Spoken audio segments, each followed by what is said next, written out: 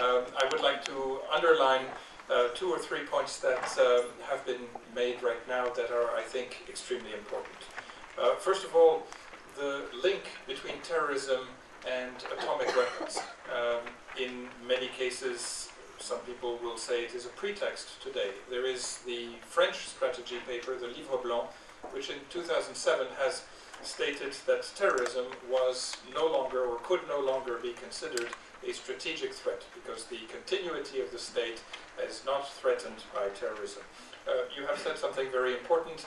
We need to look in more detail at the real effectiveness of these weapons and their potential. I'm talking about nuclear weapons. We had in 2007 David Humer, who was one of the lecturers and speakers here at the Security Forum, who calculated, he's a specialist of chemical and biological weapons, and he calculated that since 1945, despite the terror that these weapons represent, we can probably only pin down 8 cases of people who have directly or indirectly died of biological weapons since 1945. And finally, thank you very much for setting the strategic and intellectual and academic debate here. We are no longer in the Cold War, despite the fact that a lot of people will try to look at things in this way. Yes, the powers, the yields, the potential is no longer the same, but also, and this is perhaps more important, the paradigms are no longer the same. And it's not a deadlock, it's not a race like it used to be. The race is very different, the capacities are very different, and also I would argue the aims are extremely different. And this is perhaps not enough researched, and this is also our purpose in this class and in this forum. Are there any questions for the keynote address? Yes, I will please ask you to stand up just so that people will be able to understand you and to identify yourself by your name. Michel de Perrault, je suis Neuchâtelois. May I speak in English? Please. Sorry for the accent. I'm basically a physicist and political scientist. I did work on the Euromissile crisis since 1978 to 1985, and we did propose inside the Groupe de Belgrade in Geneva the disarmament in June 85 that occurred, by the way. Just to say that now I agree that we are no more in the Cold War paradigm, but nevertheless atomic weapons, and this has not changed, was always a political one. So this didn't change now according to the terrorist threats. So we have to see behind the threats what the political message is behind. And the political message now is in basically in the area of Middle East, that there is a game, again a bipolar game between the two kinds of Islamic world.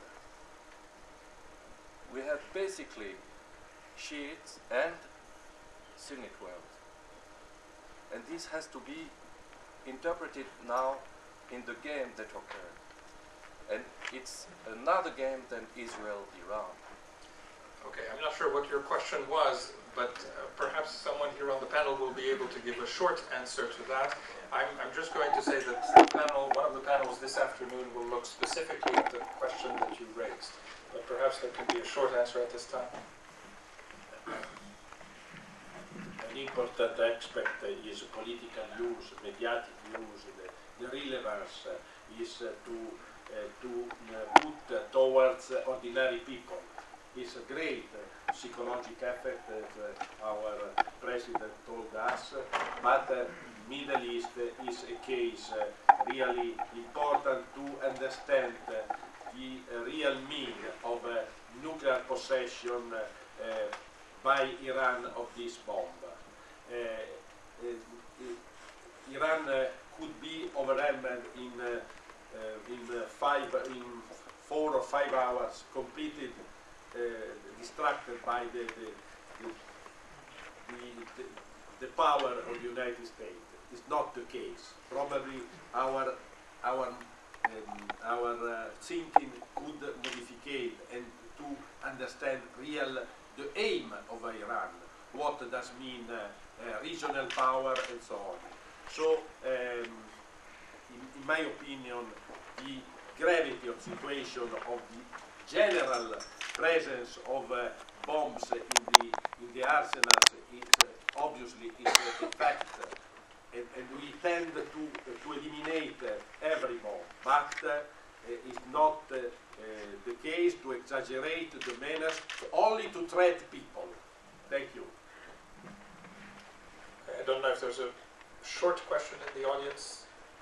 If this is not the case, because we are going to address these different topics, the strategies, we're going to talk about the efforts in limiting yields and the antecedents of the START 3 treaty. We're going to talk about this in session number 1, which is going to take place here in this room.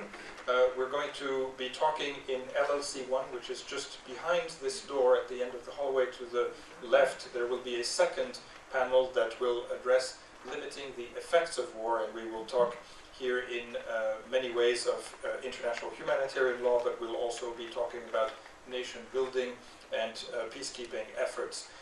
So I would like at this time to perhaps ask for a 5-minute break, which will leave the audience the opportunity to choose between one panel and the other. I would like to say, of course, that the doors will remain open, and it is possible, if you just follow the schedule, to get up and listen to the person of your choice. So I repeat, this main panel over here in this room will address the efforts to limit weapons, especially nuclear weapons. We'll be talking about this morning. And in the other panel, in LLC 1, the meeting will be chaired by Professor Jubin Goodarzi. The terms or the topic will be limiting the effects of war. We will meet in any case. Yes, Dr. Goodarzi is going to lead. Yes, I'm going to talk about lunch. Lunch is going to take place between 12:15 and 12:30. It's very important. There are two things that are important. We know, soldiers know that. There are two real things that are important. Number one, when do we eat? And number two, where do we sleep? So I am going to talk about this question of the lunch. There is a cafeteria, which is not the next building, but if you walk up a few steps, there's a second building. The ground floor is the cafeteria, and the speakers will be seated. Of course, they have received lunch coupons. It's a green ticket, which looks something like this. So these people are invited. For the rest, we have tried in the past to make it as simple as possible, and we are in Switzerland, so we have an honor system. And so the people who don't have these coupons can either purchase them for a price of 15 francs or simply leave 15 francs or more on the table. We came to the conclusion that this honor system was actually quite effective. We have about 10% of fraud, which is probably less than the federal taxation system. So thank you very much. We will be able to start again in about 5 minutes here in this room as well with Dr. Goodarzi and LLC.